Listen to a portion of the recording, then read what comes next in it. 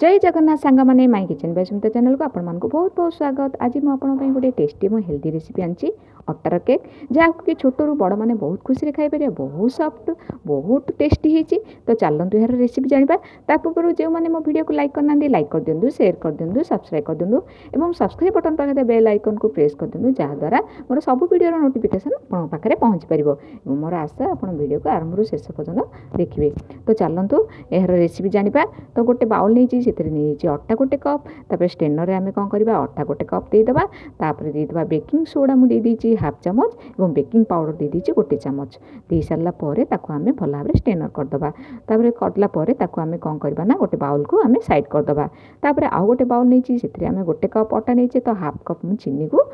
Powder कर देची half cup चीनी देची तेल भी गोटे हाफ कप देची तापर दही मु देची हाफ कप एवं देची आमर दे सारापर आम टे भल भाव फेंटीदेबा जमी तार लम्स गुड़ाक रही भल भाव फेंटीदेबा जमी मिक्स हो सब गुड़ाक तापर आम क्षीर देची मिल्क मुझे हाफ कप दे सारापर आउ भल भाव आम गोटे डायरेक्शन फेंटा फेंटी सारापर आम जो चल रखी थे अटा ताको आम कौन करवा हाफ दबा अल्प अल्प देकी आप कौन करेंगे गोटे डायरेक्शन फेंटे फेंटी सारापर पुणी आउ थे आउ हाफ जो अटा अच्छे देदेबा देकी टे फेंटिला मत टे आउ क्षीर आवश्यकता था तो मुझे 2 स्पून क्षीर दे देची देकी भल भाव फेंटी सारापर भानिला एसेंस मु गोटे स्पून देची टे टूटी फुटी दे देची। तो आपन पाखे टूटी फुटी नथियो बोले आपन ड्राई फ्रूट भी दे पारिबे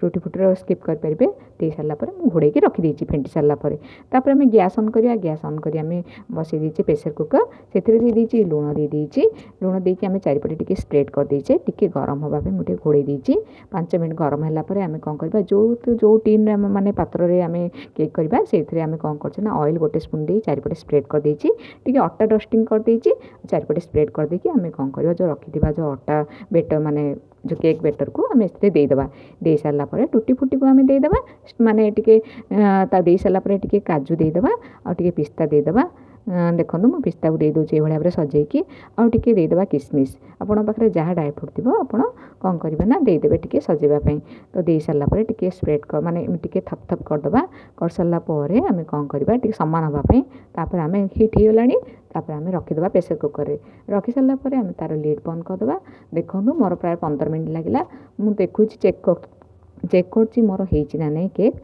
तो मु स्पून माने छुरी रे ये करछि तो हो जाइए मोर तापर आम कौन करवा टे ठंडा हालापर ताको कौन करवा ना उल्टे देवा गोटे प्लेट को देखो बहुत टेस्टी होती बहुत सफ्ट होती आपको देखा देखो मोर केते फुली बहुत टेस्टी होता। तो आप यही भाव में करूँ आमी लगे मत कमेंट माध्यम निश्चित जनइबे। तो मुझे काटिकी आपको देखा तो केमी सफ्ट होती देखो गोटे पीस मुझे काटी और आप हाथ में देखा बहुत टेस्टी होती आप ब्रेकफास्ट खाई पारे।